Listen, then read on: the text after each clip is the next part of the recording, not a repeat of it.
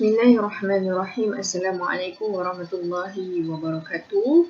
Jadi insyaAllah hari ini saya Nurul Kamarina binti Ahmad Fauzi dan Intan akan bentangkan tajuk lafaz amar dan dinalahnya terhadap hukum syarak serta penggunaannya berkenaan kad atau sijil sesuai bagi ibu dan anak susuan.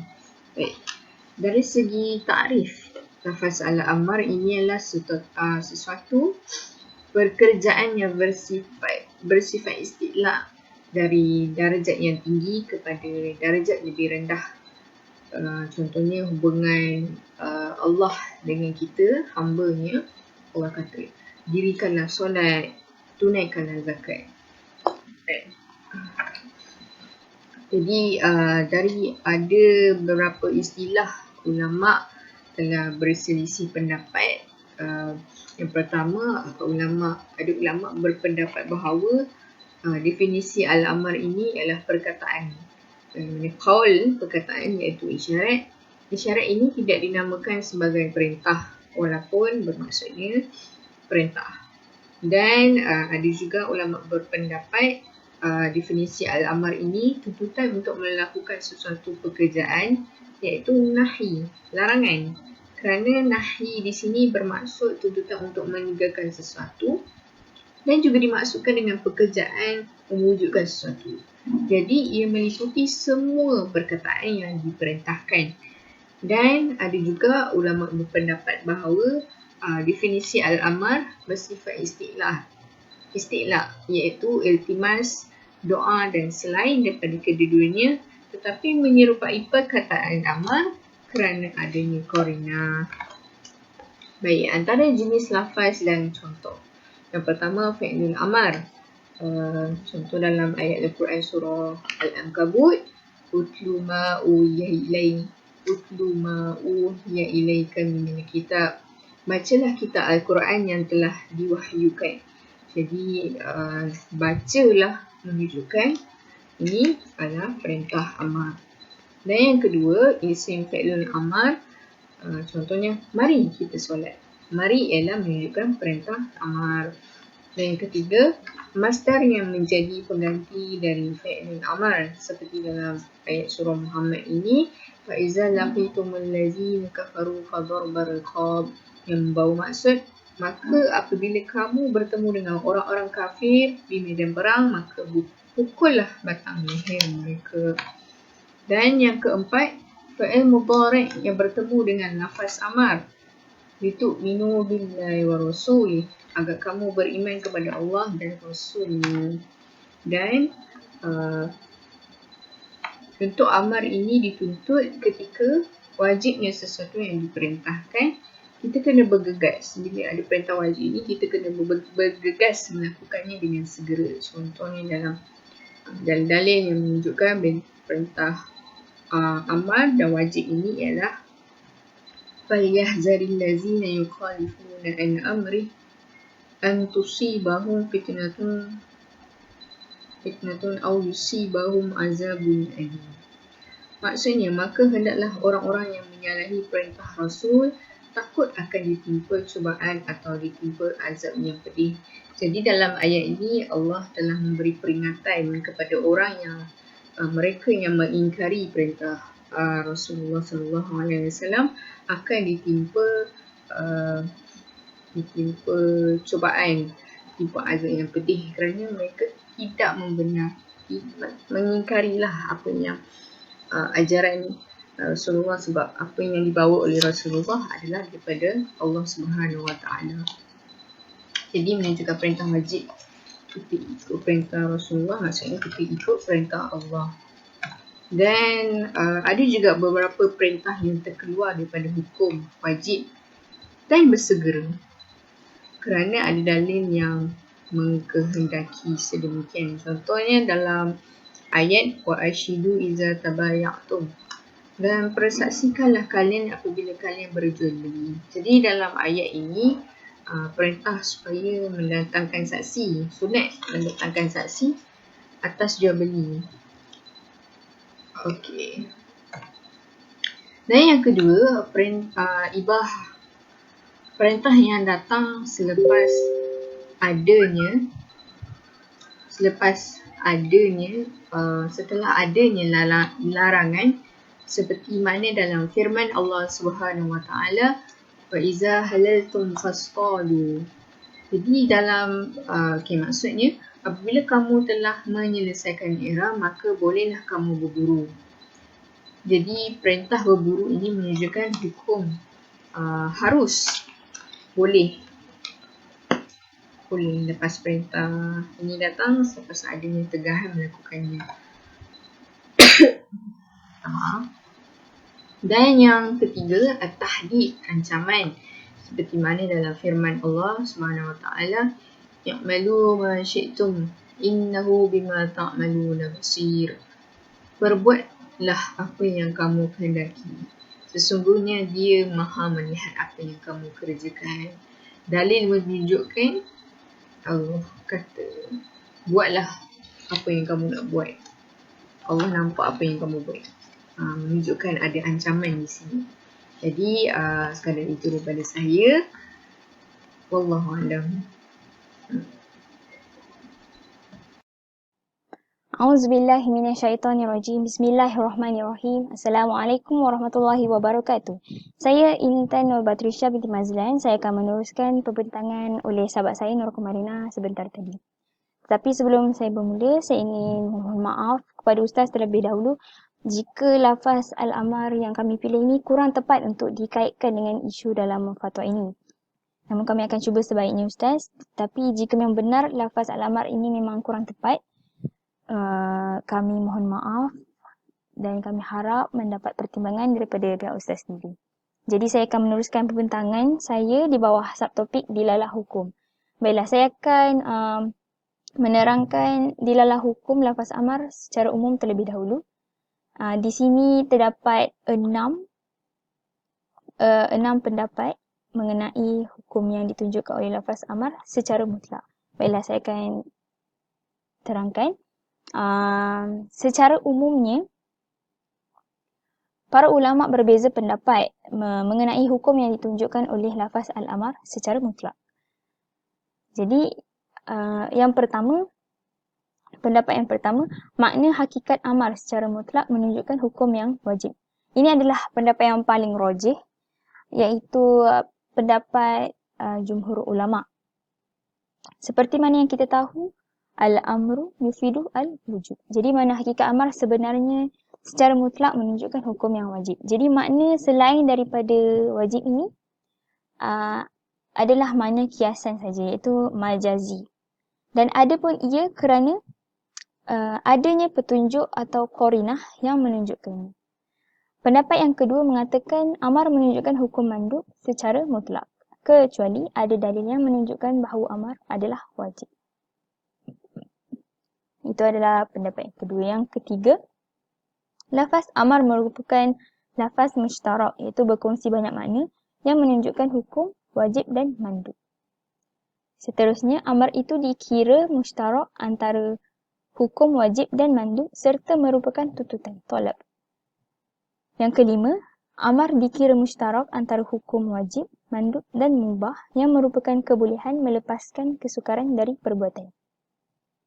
Dan yang terakhir, pendapat yang terakhir, amar mempunyai kemungkinan erti yang banyak. Ini adalah pendapat daripada mazhab al-waqfiyah yang mengambil sikap diam, iaitu wukuf, sehingga ada keterangan mengenai makna yang dimaksud. Jadi di sini kita dapat lihat beberapa pendapat mengenai hukum yang ditunjukkan oleh lafaz al-amar secara mutlak. Seterusnya, baiklah, antara bentuk lafaz amar, jumlah khabariyah yang difahami sebagai al-amr. Contohnya firman Allah, A'udzubillahi minasyaitonirrajim. Wal walidatu yurdi'na auladahunna haulaini kamilain liman arada an yutimma ar-radha'ah. Maksudnya, dan ibu-ibu hendaklah menyusukan anak-anak mereka selama 2 tahun genap, iaitu bagi orang yang hendak menyempurnakan penyusuan itu. Surah Al-Baqarah ayat 233. Baiklah, dalam lafaz al-amar ini menggunakan sirah jumlah khabariyah. Walaupun ayat ini merupakan jumlah khabariyah, namun maksud sebenar adalah merupakan tuntutan supaya para ibu menyusukan anak mereka. Inilah adalah maksud sebenar bagi lafaz ataupun jumlah khabariyah lafaz amar ini. Dan ia sebenarnya bukanlah bertujuan untuk memberitahu atau mengkhabarkan tempoh penyusuan tersebut. Walaupun ia adalah jumlah khabariyah.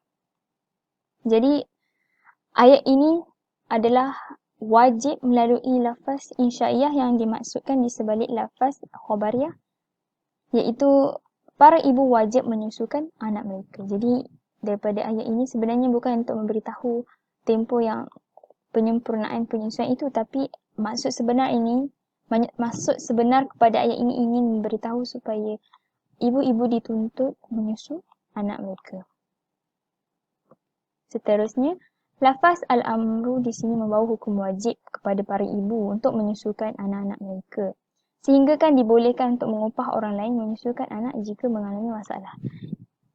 Daripada surah Al-Baqarah ayat 233 tadi yang saya bentangkan, di situ terdapat perintah wajib bahawa para ibu wajib menyusukan bayi mereka. Jadi, jika ibu mengalami masalah kesihatan dan sebagainya dan tak mampu untuk menyusukan bayi mereka sendiri, maka dibolehkan untuk mengupah orang lain menyusukan anak mereka.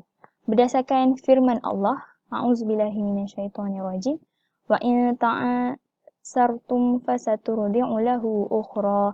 Maksudnya, dan sebaliknya, jika kamu dari kedua pihak mengalami kesulitan, maka bolehlah perempuan lain menyusukannya. Dalam surah At-Talaq ayat 6. Baiklah. Kesan penyusuan. Kesan daripada berlakunya penyusuan ini bermaksud seorang perempuan menyusukan bayi yang bukan anaknya. Jadi kesan daripada perbuatan ini menjadikan wujudnya hubungan kekeluargaan disebabkan penyusuan. Disebabkan ini, akibatnya golongan yang sama dari susul jalur ibu susuan juga menjadi mahram dan haram dikahwini. Baiklah, itu adalah dilalah hukum secara umum yang saya jelaskan tadi. Baiklah, seterusnya kita masuk kepada contoh lafaz amar. Ini adalah subtopik yang seterusnya, yang terakhir. Contoh lafaz amar dan dilalahnya terhadap hukum syarak serta penggunaannya dalam hukum pengeluaran kad atau sijil susuan bagi ibu dan anak susuan menurut Fatwa Wilayah Persekutuan 2019. Baiklah, untuk lafaz amar ini kami ambil daripada ayat ini. A'udzubillahi minasyaitonirrajim. Wal walidatu yurdi'na auladahunna haulaini kamilain liman arada an yutimma ar-radha'ah. Maksudnya, dan ibu-ibu hendaklah menyusukan anak-anak mereka selama 2 tahun genap, iaitu bagi orang yang hendak menyempurnakan penyusuan itu. Surah Al-Baqarah ayat 233. Jadi daripada ayat ini, berdasarkan ayat di atas, terdapat tuntutan terhadap ibu dan bapa dalam kewajipan menjaga anak, antaranya tuntutan menyusukan anak. Jadi seseorang ibu itu wajib menyusukan anak-anaknya agar kesihatan tumbesaran bayi terjamin. Namun jika ibu mempunyai kesulitan menyusukan anak disebabkan masalah kesihatan, maka menjadi kewajipan kepada ibu bapa untuk mengupah seseorang yang mampu menyusukan bayinya. Ini juga menurut firman Allah Subhanahu wa taala, wa in aradtum an tastardi'u auladakum fala junaha 'alaikum idza sallamtum ma ataitum bil ma'ruf. Maksudnya, dan jika kamu hendak beri anak-anak kamu menyusu kepada orang lain, maka tidak ada salahnya bagi kamu apabila kamu serahkan upah yang kamu beri itu dengan cara yang patut. Ini juga dalam ayat yang sama, surah Al-Baqarah ayat 233. Dan dikuatkan lagi dengan ayat ini. Wa in ta'asartum fasaturdi'u lahu ukhra. Ayat ini juga saya telah bentangkan dalam dilalah hukum tadi. Jadi kesedaran dalam kalangan masyarakat mengenai kepentingan dan kelebihan yang terkandung di dalam susu ibu menyebabkan pengambilan ibu susuan di Malaysia semakin meningkat. Oleh yang demikian, terdapat kepentingan dalam mendokumentasikan penyusuan anak susuan supaya munakahat dan keharmonian dalam pengurusan ibadah terjaga. Sekiranya perkara ini tidak dijaga dan tidak didokumentasikan secara formal, dikhawatiri akan menyebabkan berlakunya kecelaruan nasab dan perkahwinan dengan susuannya atau orang yang diharamkan kahwin dengan sebab susuan. Oleh itu, setelah banyak kajian yang dijalankan mengenai ibu dan anak susuan ini, timbullah kepentingan pendokumentasian penyusuan ini. Oleh itu, fatwa telah mengeluarkan hukum harus terhadap kad atau sijil susuan bagi ibu dan anak susuan. Mesyuarat Jawatan Kuasa Perundingan Hukum Syarak Wilayah Persekutuan kali ke-119 yang telah bersidang pada 27 Julai 2019 telah memutuskan bahawa hukum pengeluaran kad atau sijil susuan bagi ibu dan anak susuan adalah harus dengan syarat-syarat berikut. Yang pertama, suami bersetuju dengan penyusuan tersebut. Dan yang kedua, penyusuan 5 kali kenyang dengan yakin. Yang kedua, keputusan ini diambil bagi menjaga maslahah yang berkaitan dengan sebab penyusuan. Baiklah, kesan dan hukum hubungan kekeluargaan kerana penyusuan. Apabila wujud hubungan kekeluargaan disebabkan penyusuan, maka golongan yang sama dari susu jalur ibu susuan juga menjadi mahram dan haram dikahwini. Hal ini kerana hubungan kekeluargaan adalah sama dengan hubungan kekeluargaan dengan sebab susuan.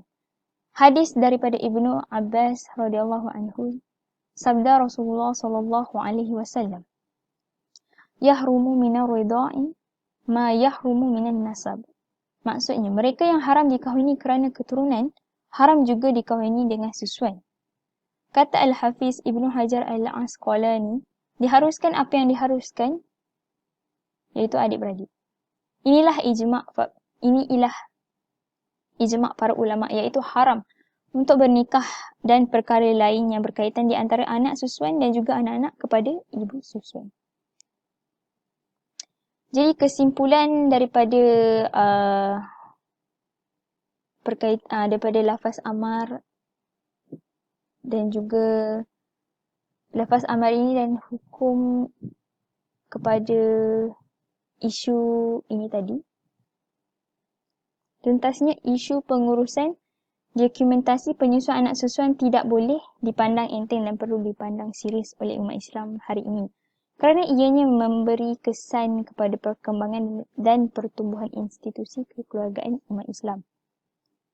Sekiranya tidak ada sebarang pengurusan, ia akan menjadi masalah ummah yang tidak mempunyai kawalan dan perlu ditangani dengan segera oleh pelbagai pihak.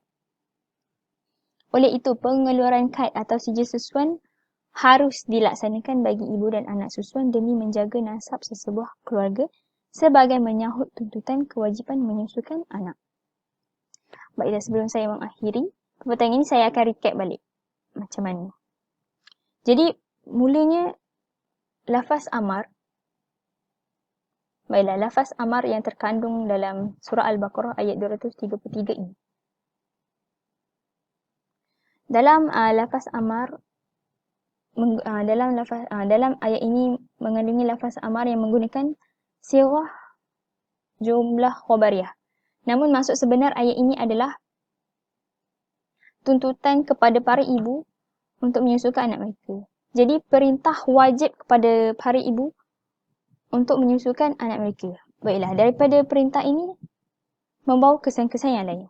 Contohnya, jika ibu itu tidak mampu menyusukan anaknya sendiri, dan sekarang ini masyarakat sedar bahawa pentingnya susu ibu itu kepada anak-anak. Kerana susu ibu itu mempunyai khasiat yang penting untuk tumbuhbesaran bayi. Jadi kesedaran ini membuatkan ramainya ibu-ibu di Malaysia ini mengambil ibu susuan jika mereka bermasalah lah untuk menyusukan anak sendiri. Disebabkan mereka mengambil ibu susuan, maka terjalinlah hubungan kekeluargaan di situ disebabkan penyusuan tadi. Disebabkan, maksudnya di sini, okey, yang pertamanya, peringkat yang pertama, perintah wajib menyusukan anak. Jika tidak mampu, kita upah orang lain untuk menyusukan anak. Apabila dah upah orang lain, maksudnya di situ sudah adanya ibu dan juga anak susuan. Apabila sudah terjalinnya hubungan kekeluargaan dengan susuan tadi, maka perlulah maka di situ terdapat kepentingan untuk menjalankan atau membuat dokumentasi kepada ibu dan juga anak susuan supaya kita dapat menjaga nasab kekeluargaan supaya di masa hadapan tidak berlakunya kecelaruan dan juga tidak berlakunya masalah terhadap nasab keturunan ini. Nasab disebabkan penyusuan inilah. Oleh itu, fatwa pun telah mengeluarkan hukum harus untuk pengeluaran kad atau sijil susuan bagi ibu dan anak susuan mengikut fatwa wilayah persekutuan. Baiklah. Usaha ini telah pun dijalankan oleh JAIS sendiri di Selangor. Selangor merupakan negeri yang pertama untuk mengeluarkan kad atau sijil susuan bagi ibu dan anak. Jadi ini adalah satu usaha yang baik yang perlu dicontohi. Jadi isu penyusuan merupakan isu kontemporari di mana isu ini banyak berlaku pada zaman sekarang kerana meningkatnya permintaan terhadap ibu susuan. Perkara ini terjadi kerana timbulnya kesedaran masyarakat bahawa pentingnya khasiat susu ibu itu. Jadi mereka yang tidak mampu akan sibuk mencari ibu susuan untuk anak mereka, bayi mereka. Jadi disebabkan perkara inilah terdapatnya kepentingan terhadap pendokumentasian bagi ibu dan anak susuan demi menjaga nasab keluarga supaya tidak berlakunya perkara yang tidak diingini pada masa akan datang seperti perkahwinan dengan mahram sendiri. Jadi dalam isu ini sebenarnya saya banyak mengambil rujukan dalam artikel-artikel yang ditulis oleh para asatizah dan murabbi serta pensyarah-pensyarah saya sendiri di Niza. Jadi saya amat seronok apabila membuat tugasan ini kerana terdapat banyaknya rujukan daripada pensyarah saya sendiri. Antaranya Ustazah Siti Fatimah dan Ustazah Ramlah Mat Ali. Jadi saya seronok apabila melakukan ini. Cuma saya harap lafaz amar yang saya pilih ini mampu dikaitkan dengan fatwa bagi kad atau sijil susuan bagi ibu dan anak ini. Jadi sekian sahaja daripada saya. Wabillahi taufiq wal hidayah. Wassalamualaikum warahmatullahi wabarakatuh. Dan akhir sekali saya juga ingin mohon maaf segala salah sepanjang saya membentangkan tugasan yang Ustaz berikan ini. Dan wallahu a'lam. Terima kasih.